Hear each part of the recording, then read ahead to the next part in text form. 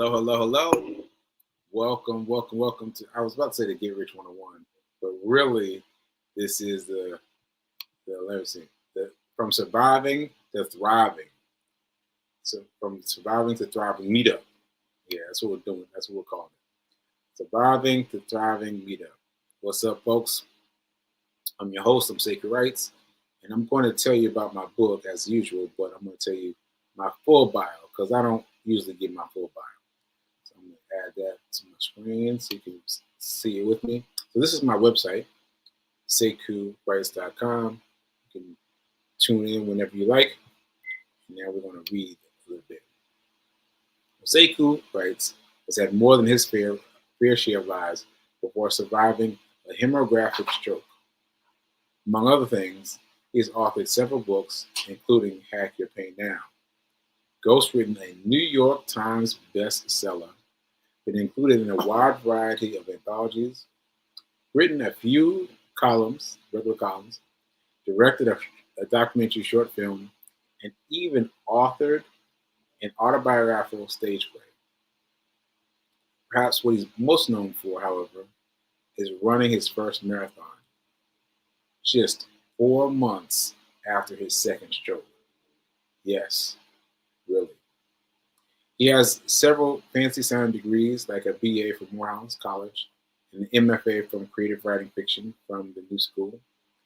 He also hosts the podcast show Get Rich 101, which I almost introduced you to a few minutes ago. It's called Get Rich 101. Sekou has spoken, performed, lectured, and taught workshops at numerous grade schools, middle schools, high schools, and colleges. Yeah, I've done a lot. I've done a lot. And look, you can see it right there. There's Les Brown. Les Brown. I opened for Les Brown before my stroke, but once you get a throwout from somebody like Les Brown, you got to keep it. You got to keep it. Like there he is, right there. He's just telling people that just telling people that I did well. That I did well. So yeah, so that's my speaking self. That's my speaking self. All right. So my plan today was to open it up for questions. That was my plan today, to open up for questions, because I don't want to talk above you. So I want to dumb it down to where you are. And so that's my plan. So I've got a few filler questions from Fee King, my fiance. He's giving me some filler questions. And I'm going to start with those. And hopefully by the time I finish with those, I'll have some questions in from you guys. All right? So let's get to it. Let's get to it. All right. Let's see. Here's our questions. And what's the difference in Forex, day trading, and stocks? See, Fee King's trying to start you off big. She's trying to start you off big. Forex and day trading and stocks, yeah, that's big. Because what I think you're going to ask about is just an investing period. But that's what she asked me, so we're going to get down to it. So the difference between Forex, day trading, and stocks. Day trading is what you do. Day trading is what you do to both Forex and stocks. I'll say it again. Day trading is what you do to both Forex and stocks. Right? Now, stocks, everybody knows the stocks, right? Everybody knows the stock market, right? We all know the stock market, but we don't know enough about it. We've heard of it. We don't know enough about it. But stocks is actually smaller, if you can believe that. The stock market is actually smaller than Forex. Can you believe that? That blew my mind when I first learned it. So the Forex thing is bigger than stocks. It's worldwide. It's big. Let's just say it like that. And the stock market is a much smaller piece. A much smaller piece of this thing we're making up, right? So Forex, I'm going to give you a hold on Forex because that's a bit larger to go, right? Forex, stock market is basically the way I deal with the stock market is I do weekend hustle. The weekend hustle and shuffle. Weekend hustle? Weekend hustle. I had to get my check from weekend. So the weekend hustle. That means I only trade on Fridays and Sundays. No, Fridays and Mondays, sorry. Fridays and Mondays. I buy in at the last minute on Friday, and then I sell early on Monday. So that's how it goes. That's how I'm doing mine. That's how I'm doing mine. So that's an interesting thing for you because you probably didn't realize that you could trade over the weekend at all. I was like, what? Shout out to Tim Sykes. He's the person who taught me about all these things. I was like, what? You can trade over the weekend? Like, that sounds like my kind of flow, right? And so that's what I've been doing. That's what I'm doing, and that's how it's shaping up so far. Okay. Can you break down a fractional share? A fractional share. A fractional share. There goes Nelson the cat. Just gave me some extra room. He's been sitting up here really close to me. All right, so how can I break down a fractional share? Fractional share is basically what you can get from from a a different brokerage house. So I want to make that sound simple. Hmm? Yeah, yeah. Well, V King just said a piece of a full share of stock. That's much better than I was about to do. But what it does, so you can go to Robinhood, you can go to all the Webull, these different fractional, these different different places, these different apps, and then you can buy a very small amount of a stock that costs a lot of money. And so you can keep buying and buying and buying and buying and buying. And ultimately, you have a whole share. Now, that may sound like nothing to you, but this is a big deal because it lets you buy into a whole share of stock. Now, when I started buying stocks, this was uh, this was the pandemic. The pandemic. I was buying everything. I was buying everything. Little stocks, big stocks. No, not big stocks, but little stocks I was buying all the time.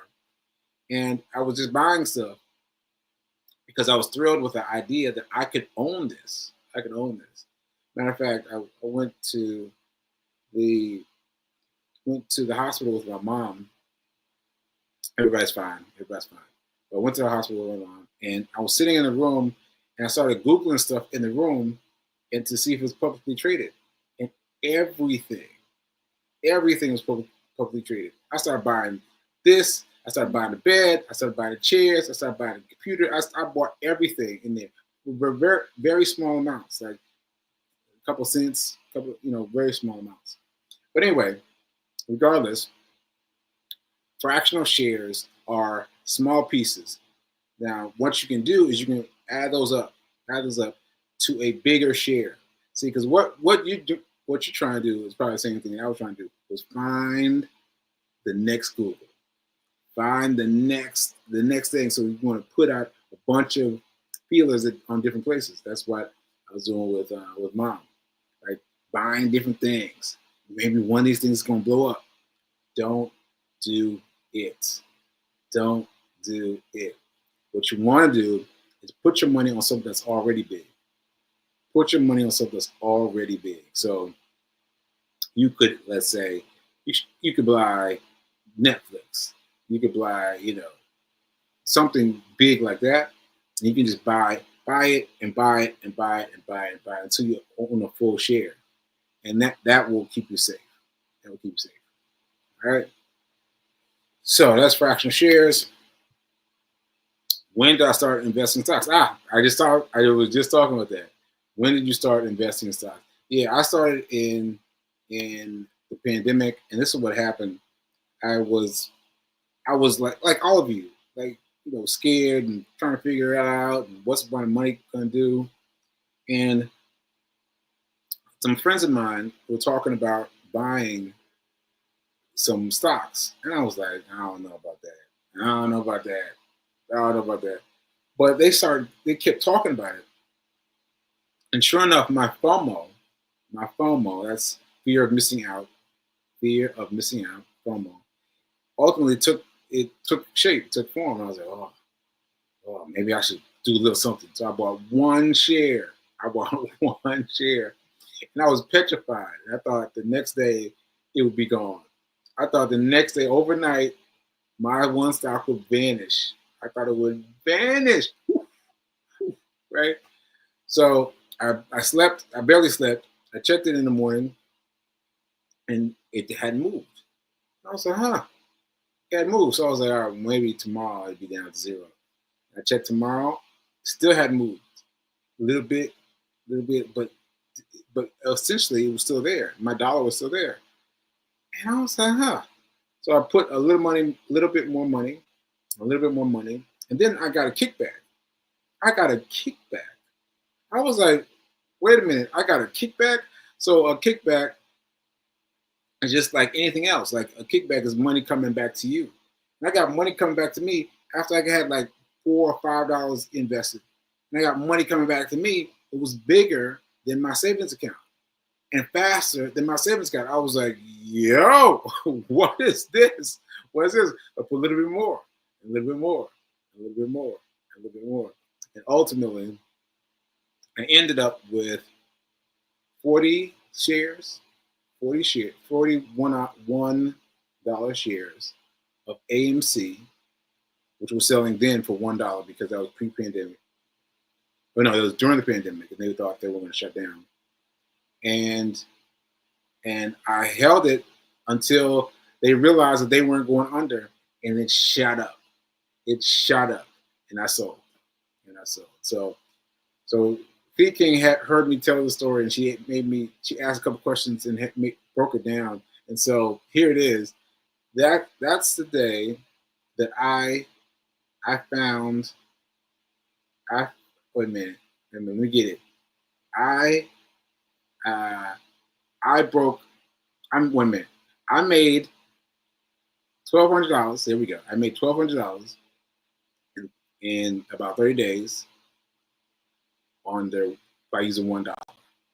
So that's my claim to fame. I spent $1 that boiled up to 40 grand, and then I made that money into 12 grand, okay, in about a month. And so that's a big deal. That's a big deal. But you've got to realize that there are all these stories, all these mini stories caught up in there, because there's a lot. There's a lot. All right. I'm not sure I'm going to get to it, but there's a lot. Okay. What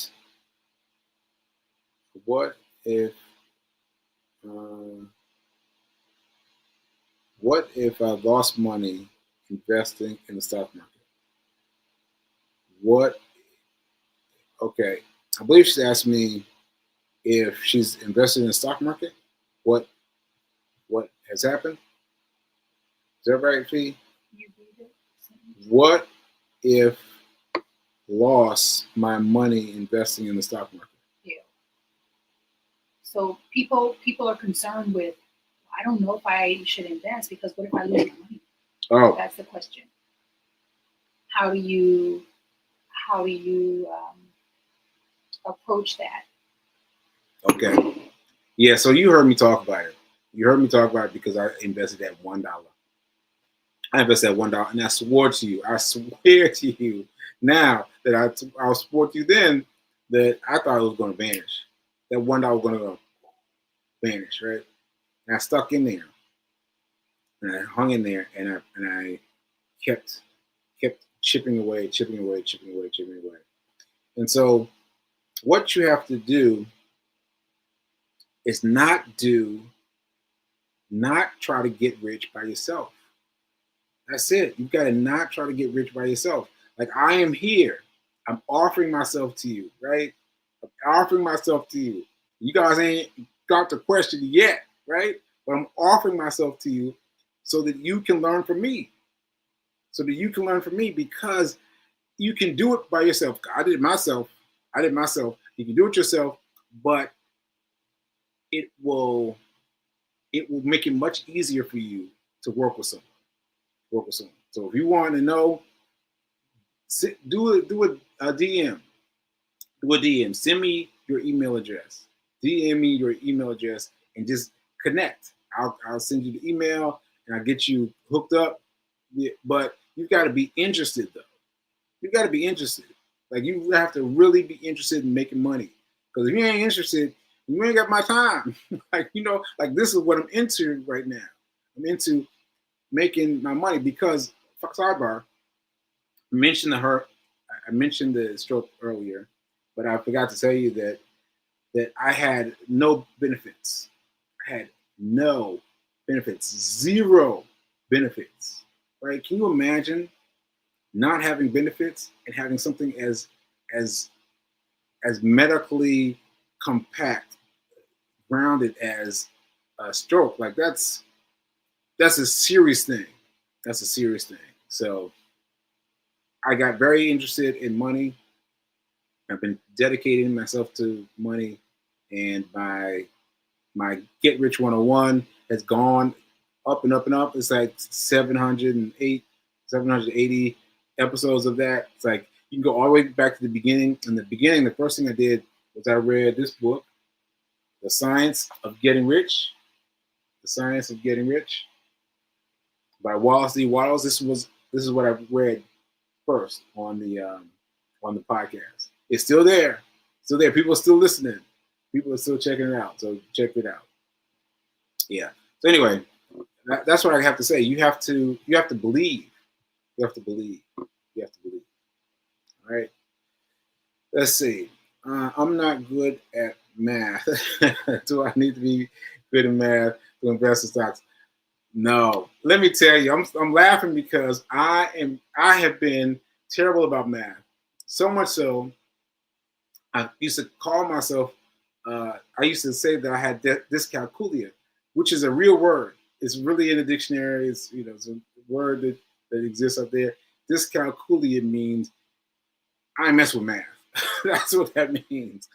Like it just doesn't work with me. But money is not a definition of cap. It's not a definition of like how much this is going to equal plus this, plus that, minus that. Like it's supposed to be, but it's the book, The Psychology of Money. He talks about the fact that it is an emotional response we have. It's an emotional response we have to money. It's an emotional response to what our parents did, what our siblings did, what we saw in the environment. Things around us, as young as a couple years old, are impacted by that. And so you come up with the dollar, and all these other things are coming in to affect it. Right? So you've got to get past those different things, and you've got to become aware of what they are first of all. You got to become aware of what they are first of all, because you can be saying the right thing, you can be saying the right thing, right? But then in your practices, you're doing the wrong thing. So yeah, you've got to remember that math has nothing to do with it. Math ain't got nothing to do with your money. It's got nothing to do with it.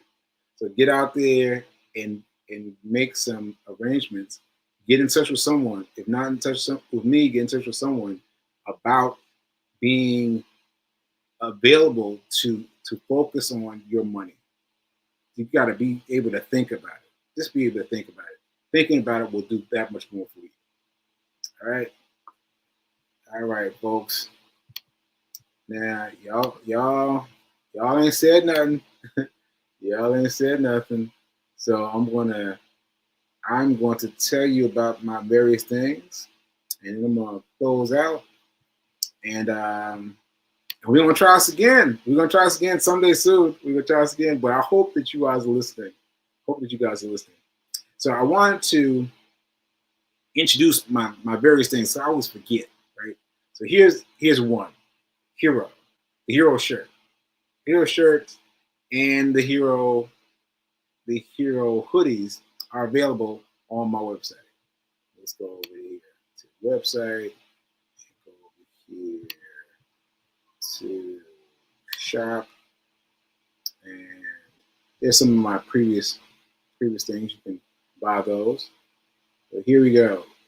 The hoodie, the Stroke Hero hoodie. There we go. There we go. And there I am, rocking the hoodie with my my bracelet there. And yeah, so this is my newest hero hoodie. It has the red, which is tantamount for being associated with the hero. The hero. No, I'm sorry, tantamount to being associated with the stroke. Thanks for the stroke. Yeah, and that's a huge thing for me. Right? And also, so that's the main thing. I've got to add the shirt back, but right now, this is the main thing. This is the hero hoodie. Right? All right. There's also, once again, there's also Get Rich 101. This is a podcast that I've had before and after my stroke. Before and after my stroke. Because I had it and I put it out there and I read this book. And then I got into it and I kept talking about it. Kept talking about money. So Get Rich 101 is a huge body of wisdom. Huge body of wisdom about money. Like you can't catch up in a weekend. Like you need some time. But start with the beginning. And check this out. And let's see. I think there's my book. Let me get my book. Hack Your Pain Now. There it is. Hack Your Pain Now. That's my book. It's about 10 emergency survival guide. An emergency survival guide in 10 easy commandments. Ashe. That's a good one to remember. And I think that's all I have in terms of the various things I've got. And if you have enjoyed any part of what I've said, if you have taken anything with you, remember my offer. DM me your email address and I will hook you up into the people that helped me. Because I did not do it myself. I started off by myself, but then I got involved with some people who helped me to make money. So I'll help you with that. And I will help you. And also I will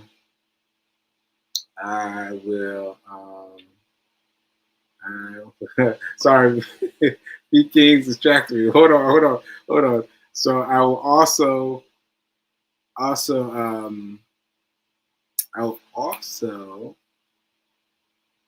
was I gonna say? Shoot. Let me close my eyes for a second. And so I will also if there's something that resonated for you, if there's something that you feel like you've got a little piece of, there's something you feel like you want a little more of, reach out to me. I can do a speaking gig wherever you are. In a workshop. That's what Free King just told me to say. In a workshop. So I can do anything you want, but let me know, because I can talk about this stuff all day. Because my training went like this. It was going like this before the pandemic. Before my stroke, I was kind of angling like this. But then after stroke, it went like this. And I got people involved that I didn't think would be involved. I got my parents involved, y'all. I got my parents now. That's something big. And they are freely like, what? So I'm telling you, I know these things. So let's help us get you. So once again, DM me your email address. And let's go. Send me your email address. We'll get something going. All right, folks. I will see you later. And yeah. And thanks for checking me out. All right, folks.